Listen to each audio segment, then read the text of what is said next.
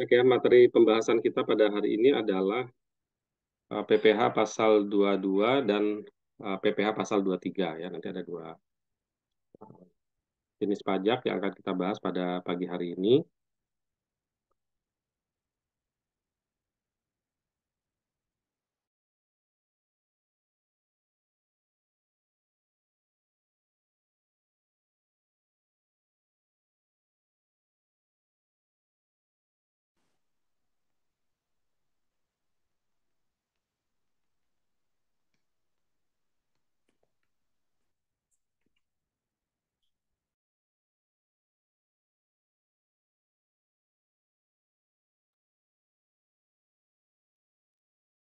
PPh pasal 22 ya ini adalah masuk ke dalam skema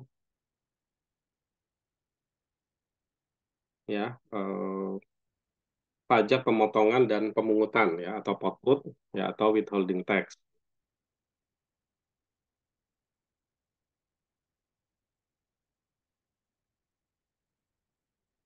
Nah, ini sekedar review dari pelajaran KUP ya bahwa kewajiban perpajakan ya itu bisa sebagai pembayar pajak, pemotong atau pemungut.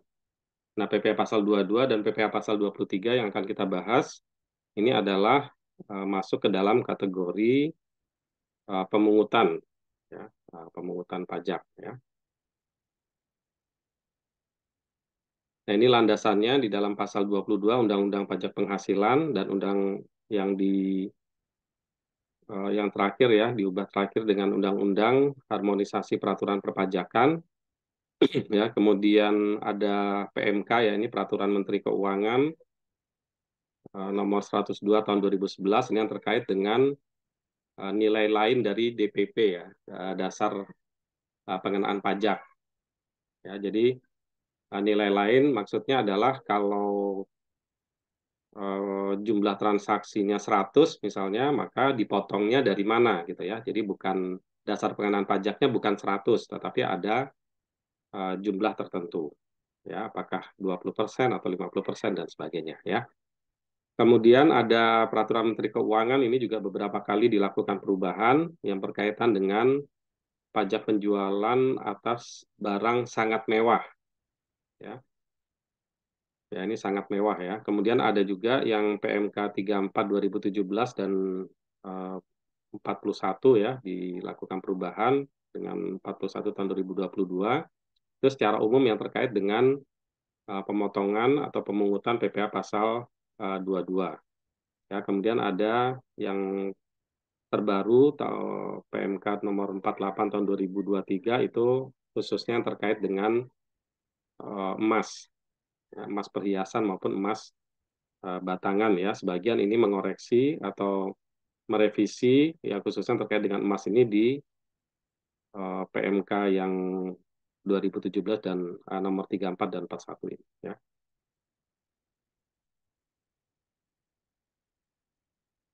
Nah, definisinya PPh pasal 22 ini adalah merupakan pajak yang dipungut atas kegiatan ya. Ya, jadi pajak yang dipungut atas kegiatan ya, yang pertama itu yang berkaitan dengan pembayaran atas penyerahan barang bagi institusi pemerintah. Ya, jadi ini institusi pemerintah ya, institusi pemerintah ini juga membutuhkan eh, eh, apa barang ya, misalnya harus beli meja, harus beli kursi ya, kemudian beli kertas ya, mungkin membangun gedung ya, atau mungkin melakukan apa perbaikan ya. Nah, itu eh, membeli material ya. Nah, ini adalah ketika ada pihak ketiga yang melakukan penyerahan barang ya ke institusi pemerintah, kemudian institusi pemerintah melakukan pembayaran. Nah, ini adalah bayaran tersebut ini adalah merupakan objek PPh pasal 22.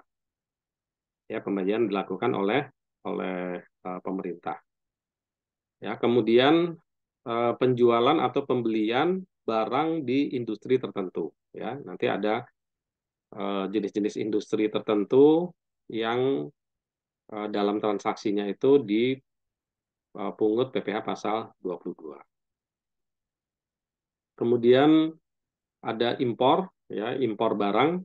Ya. Nah, impor barang ini juga merupakan objek PPh pasal 22. Kemudian penjualan barang sangat mewah, ya, bukan ada lagi barang mewah ya, tapi ini barang sangat mewah. Ya, kalau barang mewah itu tidak bukan objek PPh pasal 22 ya. Nah, tapi barang sangat mewah ini menjadi objek PPh pasal 22. Nah, siapa pemungutnya?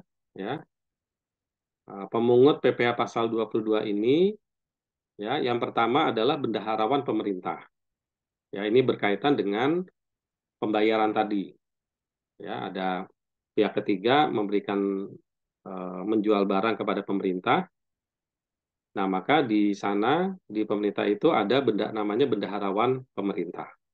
Nah, ini apa yang mempunyai wewenang atau kewajiban untuk melakukan pemungutan PPh pasal 22.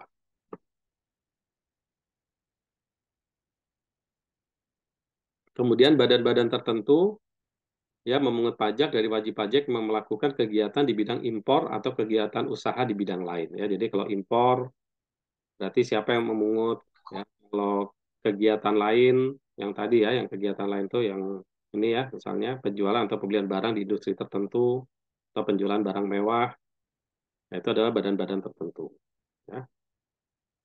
Kemudian wajib pajak badan tertentu yaitu yang melakukan pemungutan pajak dari pembeli atas penjualan barang yang tergolong sangat mewah ya.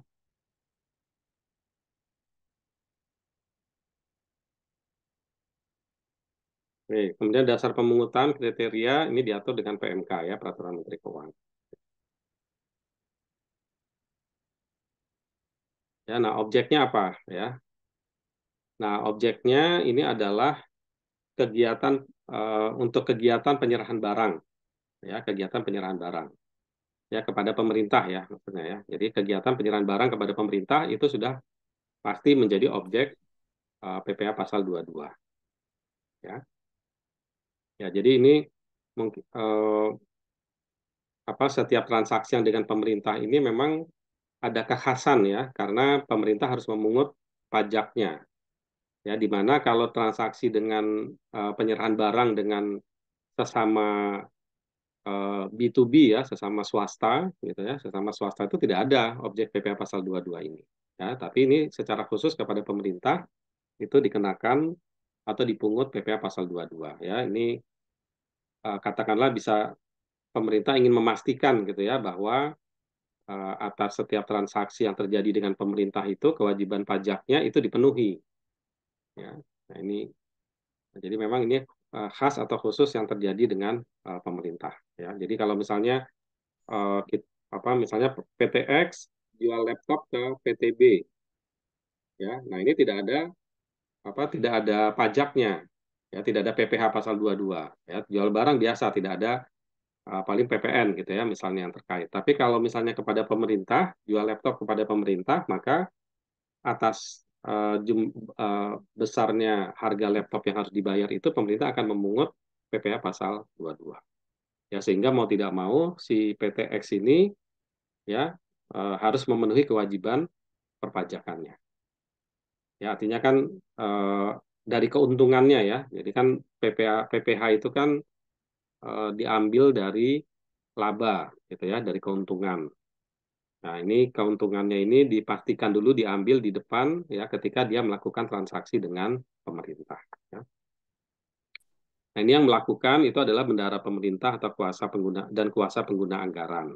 Ya, kayak ini baik di pusat, daerah ya maupun instansi lainnya.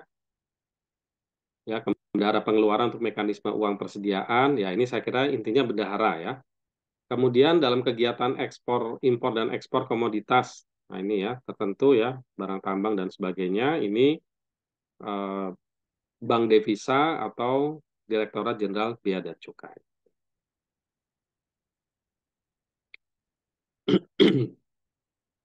Kemudian ke industri tertentu, ya kegiatan industri tertentu,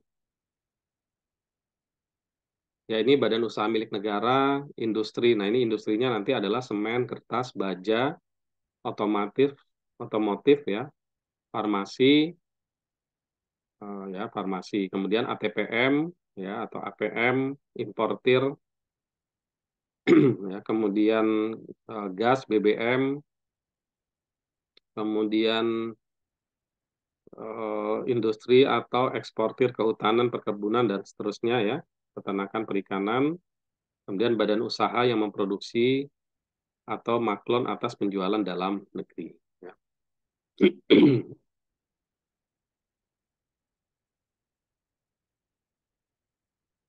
Oke, ini bank devisa atau ya, bank devisa atau bea cukai, ya ini adalah pemungut atas impor.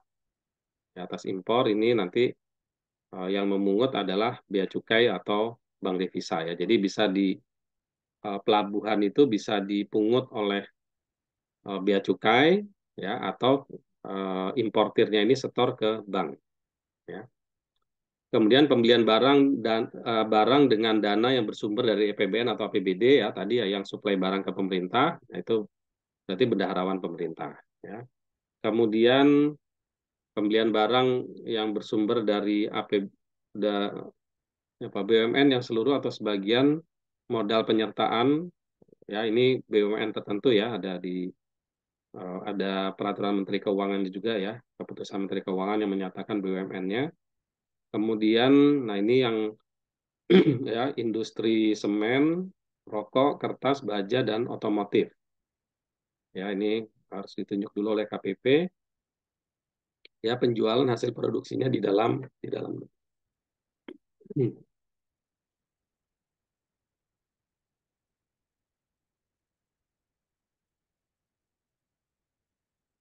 Kemudian Pertamina atau badan usaha lain dalam bidang bahan bakar, minyak, jenis, premix, super PT dan gas ya. Ya, atas penjualan hasil produksi. Ya, jadi Pertamina misalnya jual premix ya. Nah, itu maka dia akan ada pemungutan PPh pasal 22. Oke, tarif. Yang selanjutnya adalah tarif ya. Tarif ini penyerahan barang kepada instansi pemerintah ya ini adalah 1,5% dari harga pembelian ya jadi kalau uh, penjualan barang ya kepada pemerintah nah ini nanti bendaharawan pemerintah ini akan memungut PPh pasal 22 sebesar 1,5%. Ya kemudian impor ya atas impor ini ada yang 2,5%. Ya ini kalau importirnya punya angka pengenal impor. Ya, kalau importirnya nggak punya angka pengenal impor, itu kenanya 7,5%. Ya.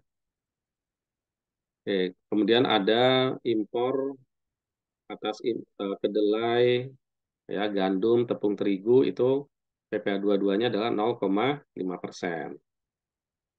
Ya, kemudian lelang, ya, 7,5%. Impor barang tertentu, ya, 10% atau 7,5%. Ya. Oke. Yang dimaksud dengan nilai impor ini adalah CIF ditambah dengan biaya masuk dan pungutan lain. Ya, CIF cost insurance freight ya, ditambah dengan biaya masuk dan pungutan lain ya. Oke, kemudian ekspor batu bara, mineral logam dan bukan logam itu 1,5% dari nilai ekspor sesuai dengan PEB ya pemberitahuan ekspor barang ya. Jadi kalau uh, eksportir ini setiap ekspor ini ada dokumen yang namanya adalah PEB, ya pemberitahuan ekspor barang. Nah itu nilai yang tercantum di PEB. Kemudian industri tertentu,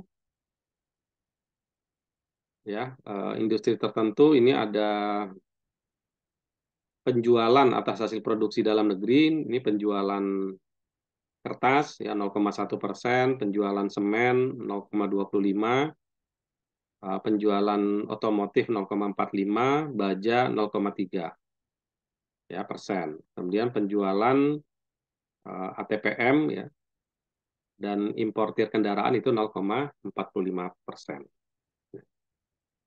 Ya, ini agen tunggal pemegang merek ya untuk otomotif ya, kendaraan. Kemudian yang selanjutnya adalah industri tertentu, yaitu BBM, gas, dan pelumas. Ya, ini 0,25% dari harga jual BBM untuk penjualan ke SPBU Pertamina. Ya, 0,3% ke SPBU non Pertamina dan pihak lain.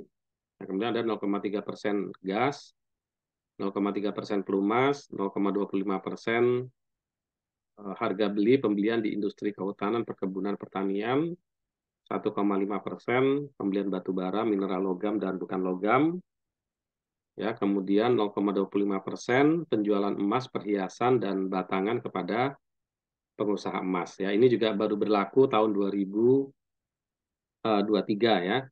Kalau sebelum 2023 mungkin Maret atau April ya. Nah, sebelumnya itu diberlakukan 0,45% ya pada eh, termasuk pembeli akhir ya, konsumen akhir ya.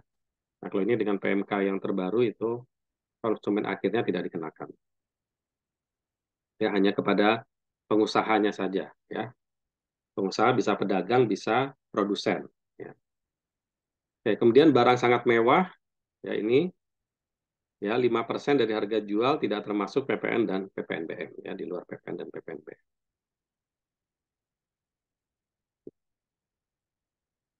Ya, barang sangat mewah. Ya, apa yang dimaksud dengan barang sangat mewah? Ya, ini ada pesawat terbang pribadi, helikopter pribadi, ya, kapal persiar, yacht dan sejenisnya, rumah beserta tanah dengan harga 5 miliar ya, atau luasnya 400 ya meter persegi ya. Nah, cek juga nanti terakhir kan ada mungkin berita-berita ya tentang pembebasan pajak segala macam ya, itu ini ada fasilitas ya, fasilitas. Tapi ini aturan dasarnya dulu ini ya. Nanti mungkin ada perubahan-perubahan. Ya, kemudian apartemen ya dengan harga 5 miliar dan tanahnya lebih apa luasnya ya, luasnya lebih dari 150 meter persegi. Kendaraan roda 4 dengan harga 2M atau dengan cc 3000 cc lebih.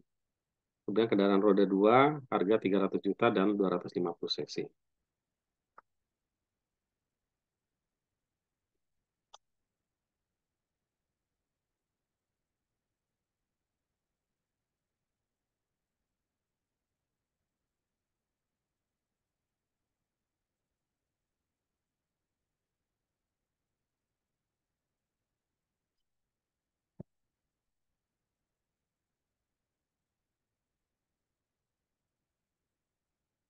Oke, ini yang termasuk ke barang sangat mewah. Ini kira-kira resume tarifnya, ya, kegiatan impor, pemungutnya siapa, apa industrinya ya. Kemudian penjualan hasil produksi tadi ini industri semen, rokok, kertas, baja, otomotif.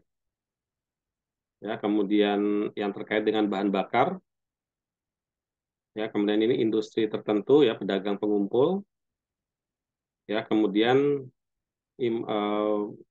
berkaitan dengan pertanian, ya. Ini pertanian, perkebunan, kemudian ini khusus di kedelai, gandum, dan tepung terigu. Nah, terhadap wajib pajak yang tidak memiliki NPWP, ini akan dikenakan lebih tinggi 100% dari, ya, lebih tinggi 100%. Jadi kalau misalnya pembelian barang, ya, 1,5% dari harga pembelian, tapi dia nggak punya NPWP, maka akan dipungut 3%.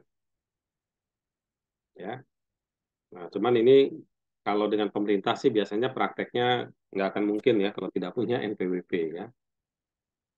Atau biasanya pemerintah akan maunya transaksi dengan pihak yang memiliki NPWP. Oke, ini BPA 222.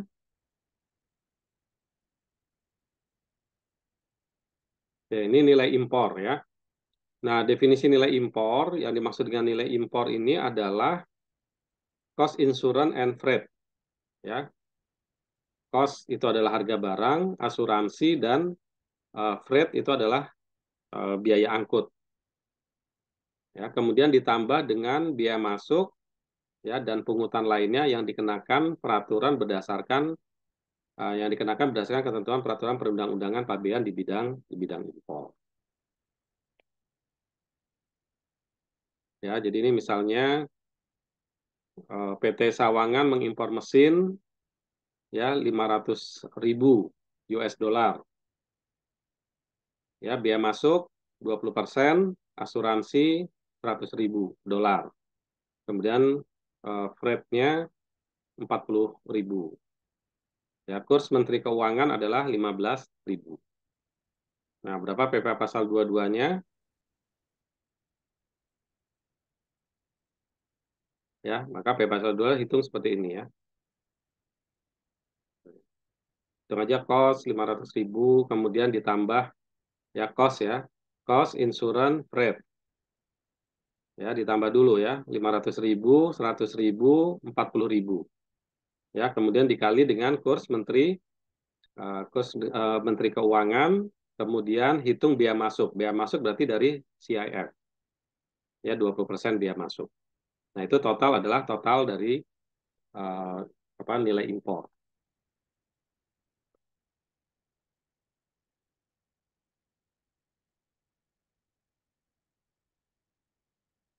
Kira-kira ini ada jawabannya ya. Ya, berarti cost ditambah ya. Ya, CIF ya, 500.000 tambah 100.000 tambah 40.000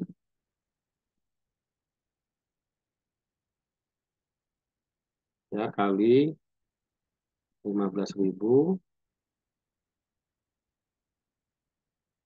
ya. Kemudian karena biaya masuk 20% ya berarti ini dikali 1,2 ya. Ya totalnya nanti ditambah 20% ya. Ya, nah ini adalah CIF.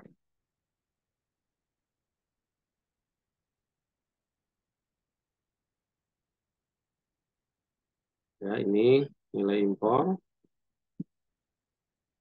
ya, kemudian PPh 22 sama dengan nilai impor kali ya memiliki angka pengenal impor ya, berarti 2,5%.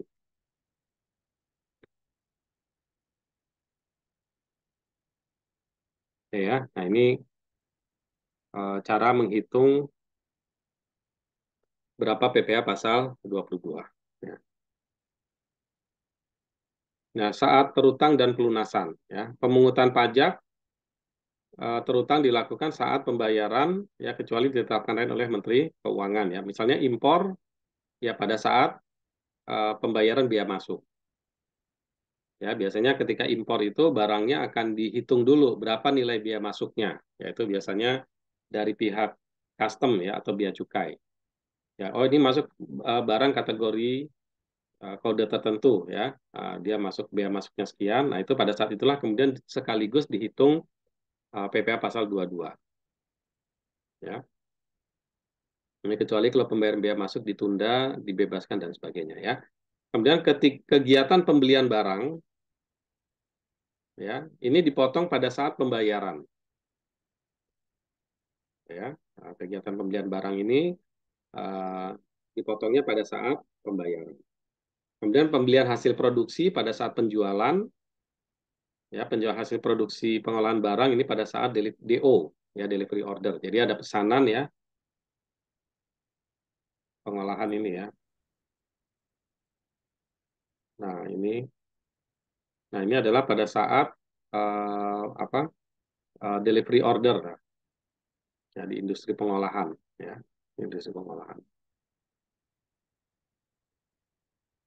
Ya, jadi pada saat DO begitu ada delivery order maka dia terutang pajak.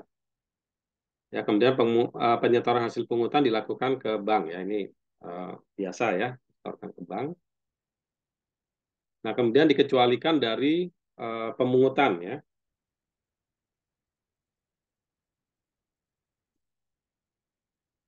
Dikecualikan dari pemungutan PP Pasal 22 itu adalah impor barang atau penyerahan barang yang berdasarkan ketentuan perundang-undangan tidak terutang PPh.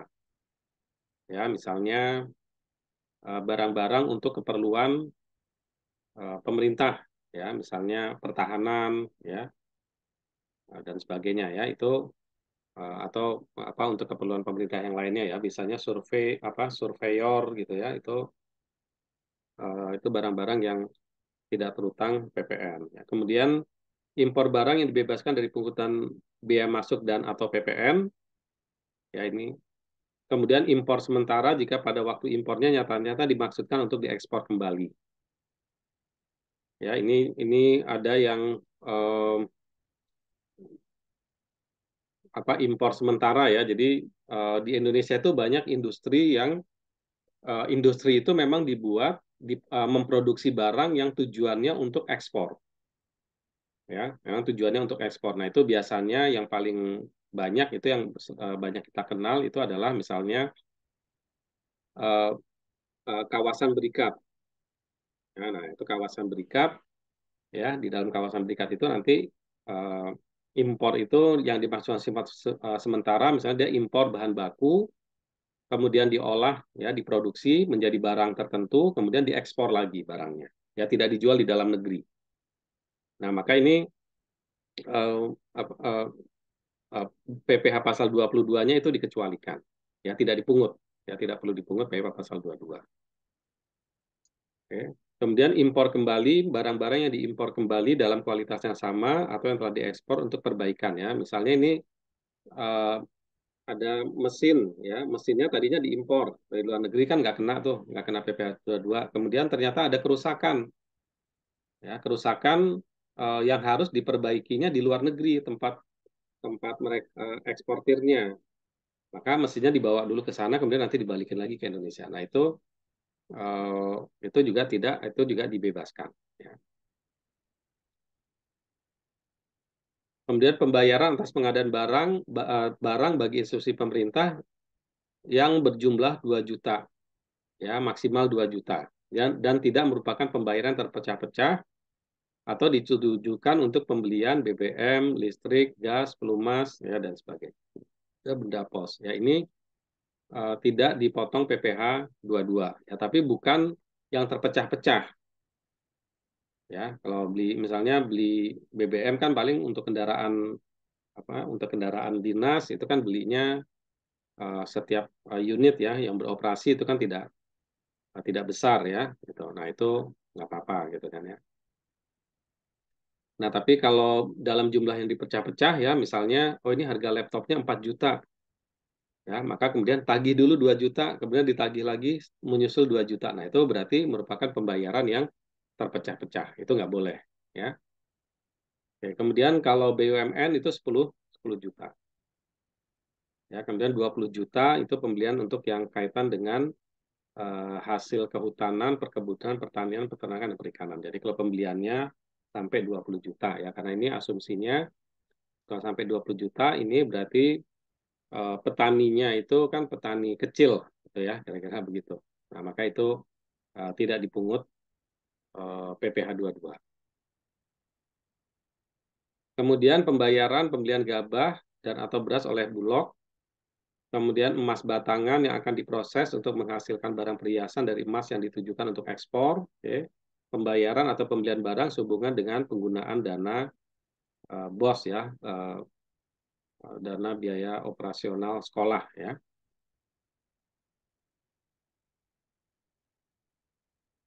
Kemudian pengecualian memerlukan surat keterangan bebas. Jadi pengecualian-pengecualian di atas itu membutuhkan surat keterangan bebas atau SKB yang diterbitkan oleh Ditjen Pajak. Ya, ya untuk impor yang penyerahannya tidak terutang PPN, PPh, emas batangan yang diproses menghasilkan perhiasan untuk diimpor, diekspor ya atau diekspor ya maksudnya ya. Oke ya, baik itu. Nah ini saja ya untuk PPh pasal 22. Ya, intinya ini memahami bahwa ada objek-objek yang dilakukan pemotongan dengan PPh pasal 22. Ini ringkasannya ada di sini ya, tarif-tarifnya. Dan PPh pasal 22 ini bersifat tidak final. Ya, artinya pungutan ini nanti oleh eh, terhadap wajib pajak yang dipungut PPh pasal 22 itu boleh dijadikan kredit pajak ya pada saat nanti dia melakukan SP, pelaporan tahunan SPT. Ya, jadi ini eh, bagian dari atau kredit pajak ya. Jadi kredit pajak yang nantinya akan bisa diperhitungkan dalam perhitungan pajak berutang pada akhir tahun ya. Oke, sampai sini ada pertanyaan untuk PPh pasal 22?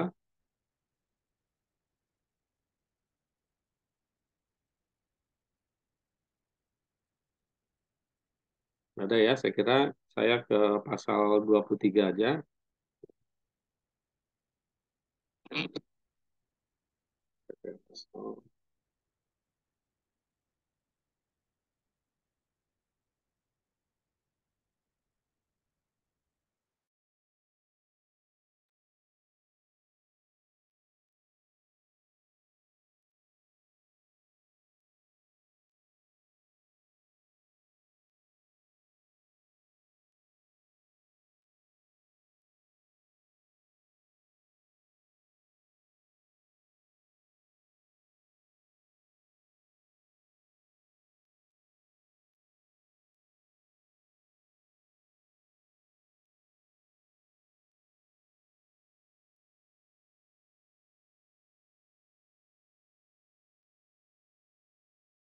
Nah,